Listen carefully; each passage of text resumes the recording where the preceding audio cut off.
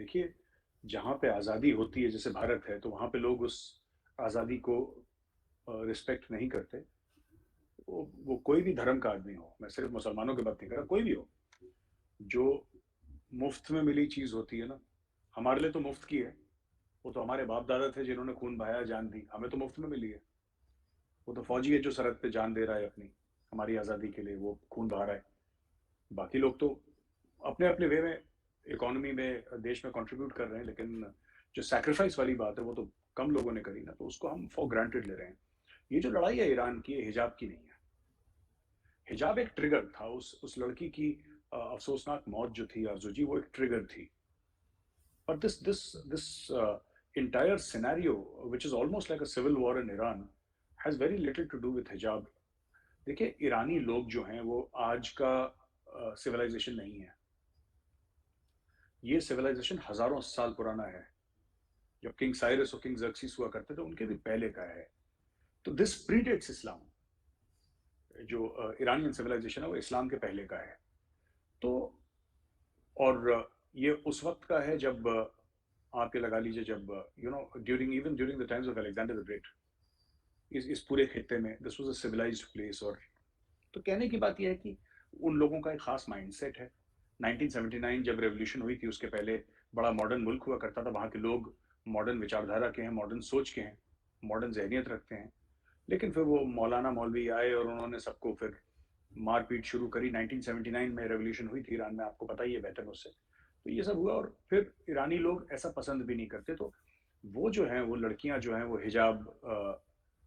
हिजाब जला रही हैं या अपने बाल काट रही हैं। एक लड़की है जिसने अपने बाल काट के अपने भाई की कब्र के ऊपर डाल दिए उसने। तो हिजाब तो एक ट्रिगर था। I think this is also again an Iranian fight for independence, ये आज़ादी की लड़ाई लड़ रहे हैं। जो एक जो अक्सर तारिक फ़तेह साहब बोलते हैं ना, एक अल्लाह का इस्लाम है और एक मुल्ला का इस्लाम है। अक्सर तारिक फ़तेह साहब बोलते हैं, मुल्ला के इस्लाम से आज़ादी की लड़ाई लड़ रही है। और यहाँ पे मैंने इंडियन मुस्लिम्स पे ज़्यादा नहीं देखा कि वो कमेंट कर रहे हैं। बड़ा इंटरेस्टिंग आर्टिकल आया है टाइम्स ऑफ इंडिया में। अ, वो वो टीओआई प्लस करके आता है, वो पेड होता है, टीओआई प्लस वो आर्टिकल। तो मैंने वो पढ़ा, हसन सुरूर साहब का है। तो वो जो आर्टिकल है मैं आपको बताता हूँ, उसमें इन्होंने ना काफ़ी एक कुछ बातें बोली हैं और ये मैं आपके भी थोड़ा-सा सामने रखना चाहता हूँ।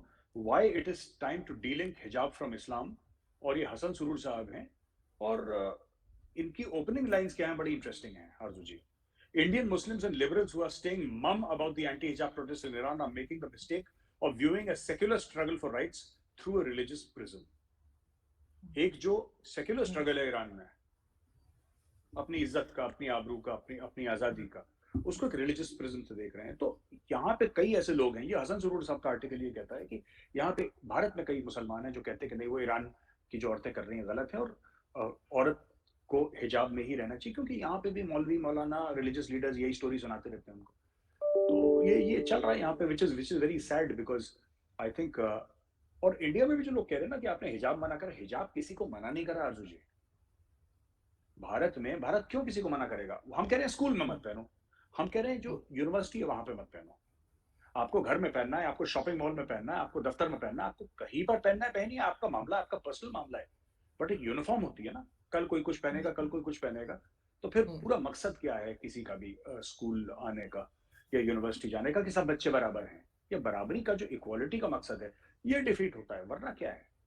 और फिर से वो बात कहूंगा जो मैंने आपको शायद एक बार पहले भी बताई थी आप ही के शो में, कि ओवैसी साहब जैसे जो लीडर्स हैं इंडिया में, वो आरजू जी कभी ये मुसलमान बच्चों से ये नहीं पूछते कि बेटा आपके नंबर कितने आए हैं, आपको कोई कोचिंग क्लासेस के लिए आपको मदद चाहिए, आपकी मेडिकल की जो तैयारी चल रही है वो कैसी चल रही है, इंजीनियरिंग की तैयारी कैसी चल रही है बेटा, आप वकील बनना चाह रहे थे, आपकी तैयारी। कभी ओवैसी साहब नहीं गए, कभी ये सब बातें नहीं करी। बेटा आप नमाज पढ़ पा रहे हो स्कूल में, बेटा आप हिजाब पहन के जा रहे हो कि नहीं जा रहे, मैं आपके हक के लिए लड़ूंगा। बच्चे का हक जो है वो इल्म का है, बच्चे का जो हक है वो इल्म का है। और कुरान शरीफ में जो पहला लफ्ज लिखा है वो इकरा है, रीड। बिल्कुल। और मुसलमान पे फर्ज है कि वो पढ़े। मुसलमान पे ये फर्ज नहीं है कि वो हिजाब पहने। मुसलमान पे फ़र्ज़ है कि वो पढ़े। और जो कुरान शरीफ का जो पहला लफ्ज़ है इक़रा, उसके खिलाफ ये मुसलमान लीडर जा रहे हैं। ईरानियन मुसलमान हैं, उनको ये बात समझ में आ गई बहुत पहले। हमारे यहाँ पे जो मुस्लिम लीडर्स हैं, मैं आम मुसलमानों की बात नहीं कर रहा, मुस्लिम लीडर्स, मौलाना मौलवियों की बात कर रहा हूँ, उनको कब कुरान शरीफ समझ में आएगी? जब आएगी तब आएगी।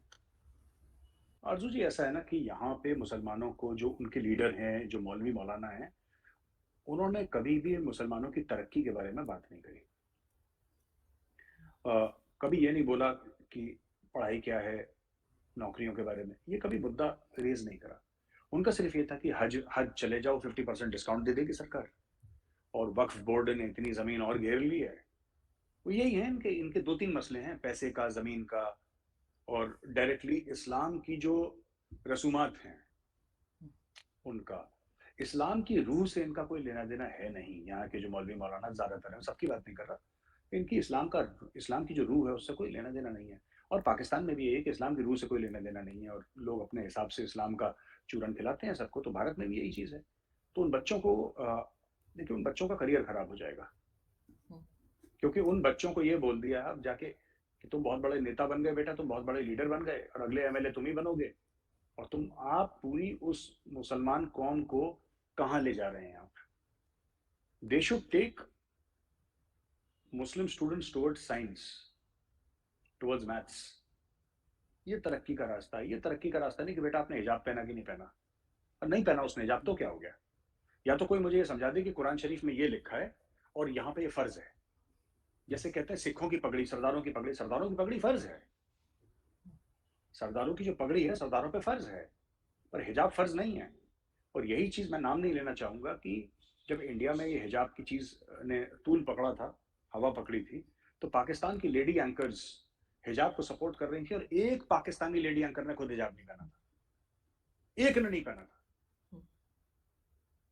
लेकिन हिजाब को ऐसे सपोर्ट कर रही थी कि बिल्कुल जान निकल जाएगी बिना हिजाब के। मेरा भी मन चाह रहा था फ़ोन करके बोलूँ कि बहन तुमने क्यों नहीं पहना? तुम एक बात बताओ, अगर इतना बड़ा मामला है तो। देखिए, या तो इस्लाम में फ़र्ज़ है या नहीं है। 2 ही चीज़ें हो सकती है ना, या तो फ़र्ज़ है या वो नहीं है। और Islam is very, very clear about certain things, मतलब उसमें कोई डाउट नहीं रहता, जिस तरीके से क्लियरली लिखा हुआ है। अगर आप पे फ़र्ज़ है, तो फिर इसका मतलब जो टीवी एंकर है वो गैर मुस्लिम है, जो बोल रही है कि सबको हिजाब पहनना चाहिए, तो तुम गैर मुस्लिम हो। तो कोई ना कोई तो सच है, कोई ना कोई तो अगर ये कल्चरल चीज़ है, तो कल्चरल चीज़ तो कई सारी चीज़ें हैं। आरज़ू जी, ऐसा है ना कि यहाँ पे मुसलमानों को जो उनके लीडर हैं, जो मौलवी मौलाना हैं, उन्होंने कभी भी मुसलमानों की तरक्की के बारे में बात नहीं करी। कभी ये नहीं बोला कि पढ़ाई क्या है, नौकरियों के बारे में, ये कभी मुद्दा रेज़ नहीं करा। उनका सिर्फ़ ये था कि हज हज चले जाओ, 50% डिस्काउंट दे देगी सरकार, और वक्फ बोर्ड ने इतनी ज़मीन और घेर ली है। वो यही है, इनके इनके 2-3 मसले हैं, पैसे का, ज़मीन का, और डायरेक्टली इस्लाम की जो रसूमात हैं, उनका। इस्लाम की रूह से इनका कोई लेना-देना है नहीं। यहाँ के जो मौलवी मौलाना ज़्यादातर हैं, सबकी बात नहीं कर रहा।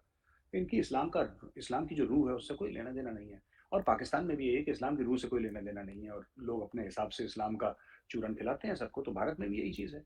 तो उन बच्चों को देखिए, उन बच्चों का करियर खराब हो जाएगा।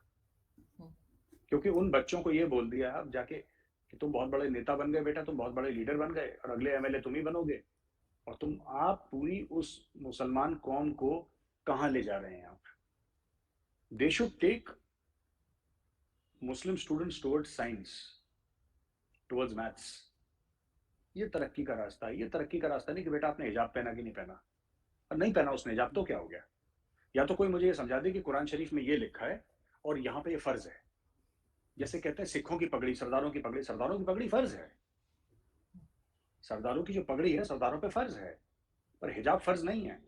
और यही चीज़ मैं नाम नहीं लेना चाहूँगा कि जब इंडिया में ये हिजाब की चीज़ ने तूल पकड़ा था, हवा पकड़ी थी, तो पाकिस्तान की लेडी एंकर्स हिजाब को सपोर्ट कर रही थी, और एक पाकिस्तानी लेडी एंकर ने खुद हिजाब नहीं पहना था। एक ने नहीं पहना था।